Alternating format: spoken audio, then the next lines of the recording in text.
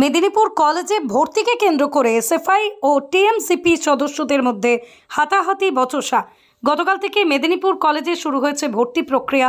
ছাত্রছাত্রীদের সহায়তায় কলেজের বাইরে ক্যাম্প করে বসেছেন দুই ছাত্র সংগঠনের সদস্যরা। দুপক্ষেরই অভিযোগ, বহিরাগতদের কলেজে ঢোকানো হচ্ছে, ছাত্রছাত্রীদের ভয় দেখানো হচ্ছে। বাধা দিতে গেলে বচসা ও হাতাহাতি শুরু হয় দুপক্ষের মধ্যে।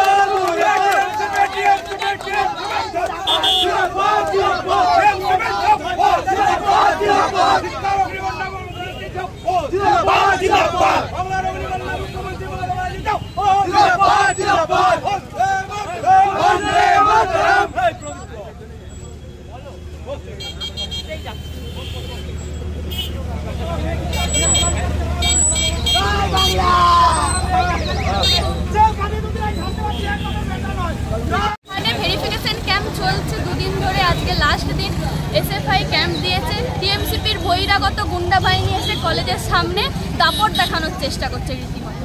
কলেজের স্টুডেন্টরা প্রজেক্ট নিয়ে আসছে, তারা ভেতরে ঢুকবে বলে বলছে, তাদেরকে রীতিমতো হুঙ্কার ছাড়ছে। একটা নিউট্রিশনের বাচ্চা মেসে কাঁদতে কাঁদতে বেরিয়ে চলে যাচ্ছিল। তার সাথে কথা বলে আমরা যখন নিয়ে যাচ্ছি তাকে, গেটকিপারকে বলছে যে দেখুন এটাকে ঢুকতে দিন, এর প্রজেক্ট আছে। তখন আমাদেরকে রীতিমতো মারতে এসছে। রবি ঘোষ, মেদিনীপুর জেলা সাংগঠনিক সভাপতি মনে হয়, সে আমার ওপর আক্রমণে সে আমাকে মারার চেষ্টা করে।